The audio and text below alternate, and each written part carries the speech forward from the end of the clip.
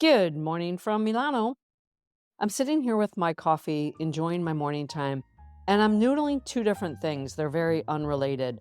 One is about holding my tongue, and the other is about not having an answer to a question. As I was just saying that, I realized that it also has to do with holding my tongue. Anyway, the first one came up because there were two incidences over the last week, both of which totally infuriated me. And in both cases, I wrote nasty messages and refrained from hitting send. It's funny, in both instances, there was cause and reason for me to be upset. And I certainly had the right to express my distress and my anger over the situation. And I'm sharing this not because I want to give myself a pat on the back, though I do want to give myself a pat on the back, if I'm honest. That's not what it's about. It's about the fact that I was able to catch myself and see that even though I was in the right, I realized that while I may get that gratification and burst the stress bubble in the moment, I knew that ultimately both things were going to be better served by me being reasonable and rational. These people knew that they had not delivered. They knew they were in the wrong. And I felt like by withholding lashing out or withholding my anger, the more likely outcome was that they would step up to the plate, that they would go above and beyond on what they were to deliver. And the reason I'm sharing that is because an email just popped in and it was one of those, oh my gosh, all's well that ends well. It is something that has been hanging over my head for years and it's finally over. And I was just sitting here thinking, yeah, it's really good I held my tongue and didn't hit the send button on that nasty message. Perhaps it's totally unrelated, but the other thing I'm thinking about is this. I was with my friends the other night, and I think I've mentioned that everyone keeps asking me, so how long will you be there? Where are you going?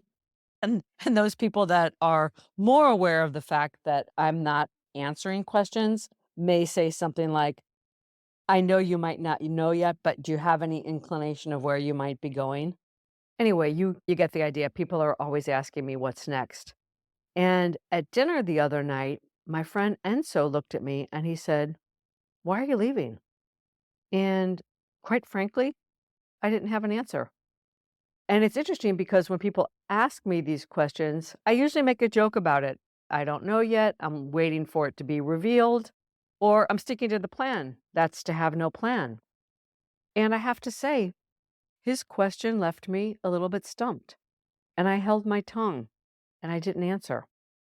I guess I'd say that one of the things I've been unlearning is this idea that I always have to have an answer or an explanation. And it would be easy to say to me, oh, you don't owe anybody an answer. You don't need to have an answer. But we live in a culture where someone asks a question and we generally respond. And I've been deflecting the questions with, I don't know, I'll figure it out. In this case, the question, why are you leaving, really did leave me kind of stumped. And I have to say, I was able to just sit with it. I did not respond. I held my tongue. I'm sharing this because it's an important note to myself. I love those notes to self.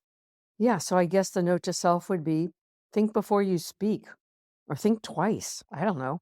But I do want to remember what it feels like to hold back, to hold my tongue, to not offer an immediate answer because I feel pressured to do so. It was a rhetorical question. Why do you have to leave? He didn't push me on it. He wasn't looking for an answer. I didn't have to answer. It was mine to live with as a rhetorical question. And it did make me think. So that's what I'm sitting with today, holding my tongue, letting things sink in. I'll leave you with that. Until next time, from my heart to yours.